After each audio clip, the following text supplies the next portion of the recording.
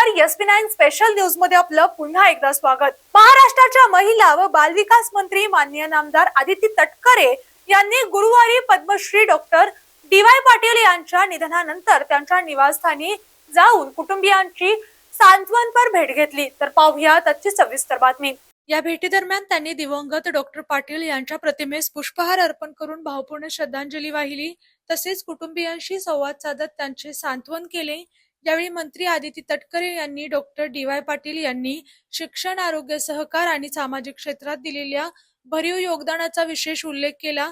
ग्रामीण भागातील विद्यार्थ्यांना उच्च शिक्षणाच्या संधी उपलब्ध करून देण्याबरोबरच आधुनिक वैद्यकीय सेवा सर्वसामान्यांपर्यंत पोहोचवण्यात त्यांचे मोलाचे कार्य असल्याचे त्यांनी सांगितले।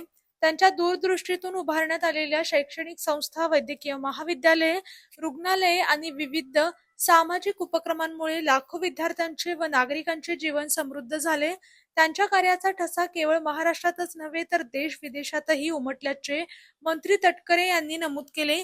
कुटुंबियांशी संवाद साधताना त्यांनी दुःखाच्या या प्रसंगी राज्य शासन आणि समाज त्यांच्या पाठीशी ठामपणे उभा असल्याची भावना व्यक्त केली। DY पाटील यांचे कार्य पुढील अनेक पिढ्यांसाठी प्रेरणादायी राहील अशा शब्दात त्यांनी श्रद्धांजली अर्पण केली। या प्रसंगी उपस्थित मान्यवरांनीही दिवंगत डॉक्टर DY पाटील यांच्या आठवणींना उजाळा देत त्यांच्या कार्याचा वारसा समाजासाठी सदैव प्रेरणादायी राहील असा विश्वास व्यक्त केला।